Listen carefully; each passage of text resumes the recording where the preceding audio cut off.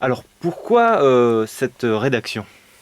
Eh bien, tout simplement parce que ce livre, il m'a inspiré quelque chose. Je me suis rendu compte qu'il fallait relever une espèce de défi face à ce qui apparaît dans l'inconscient collectif universel comme la panacée de la culture blanche. Lorsqu'on parle de contes de fées, lorsqu'on parle d'histoires agréables, lorsqu'on parle de trajectoires extraordinaires, dans la plupart des cas, pour la quasi-totalité des situations, l'homme noir en est exclu. Voilà la raison pour laquelle je me suis attelé à cette rédaction. Et quel a été en grande partie l'élément déclencheur? Eh bien, dans l'histoire qui m'est arrivée, s'est posé un énorme problème, la barrière linguistique. Euh, Comment communiquer avec quelqu'un qui est loin, qui parle une autre langue que vous? Et heureusement, il faut dire en parenthèse qu'il y a Google Traduction, mais ça n'a pas suffi. Seulement, ça donne à réfléchir. On se dit intérieurement, il faut trouver le moyen de communiquer et de dépasser certaines barrières linguistiques. Donc, on traduit, on arrive à utiliser d'autres biais pour communiquer. Et alors justement, d'après vous, existe-t-il des différences entre des amours blancs, noirs, sud-américains, etc., asiatiques? Euh, Tout au long du parcours que j'ai eu dans mes relations amoureuses, j'ai appris beaucoup de choses.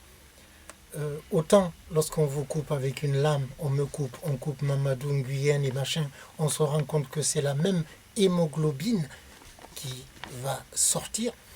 De la même façon, lorsque vous allez au Japon, lorsque vous allez en Papouasie, quand un homme fait la cour à une femme, eh bien, ce sont les mêmes éléments qui vont entrer en ligne de compte, les mêmes phéromones, les mêmes réactions chimiques, la sueur, la peur, le trac, le stress. On se demande si on va arriver à conquérir l'autre. Est-ce que de la même façon, les réactions seront les mêmes, quelles que soient les latitudes? En dépit des différences de culture? euh, En dépit des différences de culture.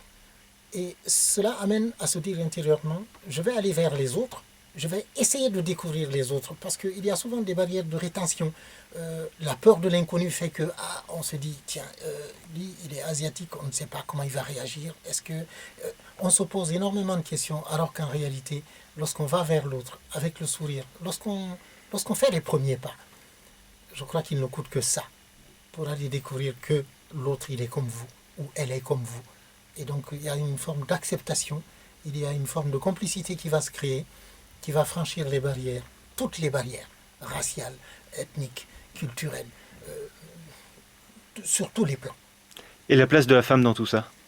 Alors ça, c'est un chapitre qui me tient particulièrement à cœur, parce que je me suis rendu compte qu'avant d'être une femme, avant d'être l'autre sexe, à partir du moment où quelqu'un est une petite fille, en tout cas dans mon inconscient personnel, je respecte cet enfant parce que je me dis que cet enfant-là, cette jeune fille, cette petite fille, dans quelques années, ce sera une mère.